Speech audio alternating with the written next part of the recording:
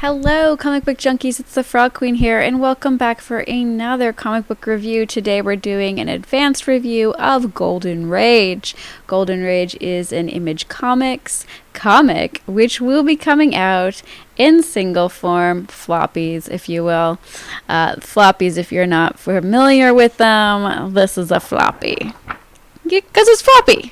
Floppity flop. Okay, I'll stop. Anyways, it'll be out August 3rd from Image Comics. Oh, cut. Of course, if you enjoy this video, don't forget to like and subscribe. Do all that fancy jazz to make the YouTube algorithm happy. But if you don't worry about it.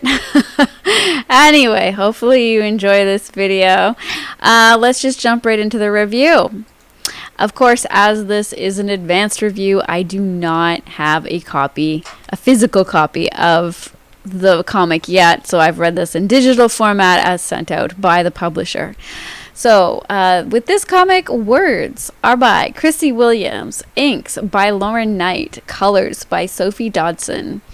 And of course, as I said, published by Image Comics. Of course, as always, this video may contain spoilers, so, watch at your own risk. I will not be responsible for maybe ruining your comic experience. In order to review comics, sometimes you do have to talk about the plot, and that includes some spoilers, so sorry.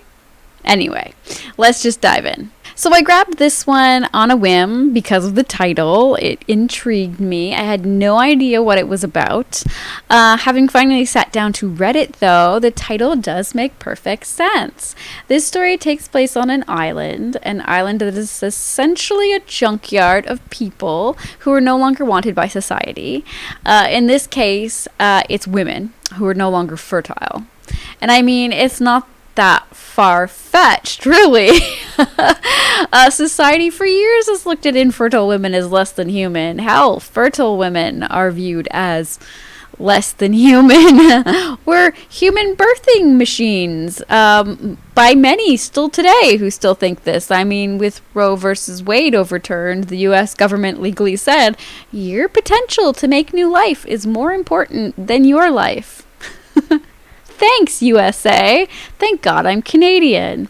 I'm sitting here having like Handmaid's Tale flashbacks from when I watched and read that book, watched the series, and thought, yes, this will probably end up happening because the world's so messed up. Anyway, our story starts with Jay, who is a woman in her 30s who is left on an island, and she's immediately attacked by some elderly women.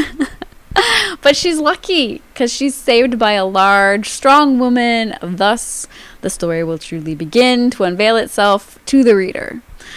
I'm going to say right now that I really enjoy the art style of this book. I'm wholly unfamiliar with everyone involved in this book, I gotta be honest. After a quick search of social media, though, I found out that Lauren Knight previously had done some beautiful work for the Chosen One series of Buffy the Vampire Slayer. And truth be told, her style reminds me somewhat of like Vanessa Del Rey in character design, although her actual illustrations are like much more minimalist in comparison. I highly suggest following her Instagram. I'll include all the links in the description below. Writer Chrissy Williams has previously been awarded Telegraph Best Books of the Year for her book called Bear. I have not had the opportunity to read it, but hopefully I'll get to check that out someday. So this is an interesting story concept, and it's pretty timely considering the climate of the United States right now. I really enjoy seeing senior women portrayed as formidable and self-sufficient. Our society has always portrayed seniors as like invalids for the most part. Not to mention that television and film have a long history of limiting the kind of roles that women of a certain age, usually somewhere over 30, are allowed to play, So I should say also that it's not just like senior women that are sent to this island. Jay herself is found to be in her 30s. And it's women who are basically no longer fertile, as far as we know. But this just happens to be mostly senior women, of course, and people post menopause, of course. Okay, sorry, I thought that the mic was maybe a little too loud and it was peaking a little bit, so I tried to adjust the sound a little bit. I'm still learning the whole digital microphone thing. I'm not great at it, obviously. I do find it easier to hold my microphone and talk in this way than I can control a little bit better. Anyway, yeah, I think that's it for this review. I really am looking forward to reading more of this series. I think it's really, really good timing, and it will probably bring up a lot of really interesting points in the future. I'm curious to see where they're going to take it, because it does feel very feminist. You know, I love that kind of stuff, of course. I'm a big hardcore feminist, and I'm interested to see also like how long the series is. I'm not sure. I think it's slated for at least 4 issues so far. I don't think it's an ongoing, but you know, with so many creator owned content, they usually have you on for 4 to 5 issues, see how they sell, and if they get really popular, they'll usually bring it back for another round, another mini arc.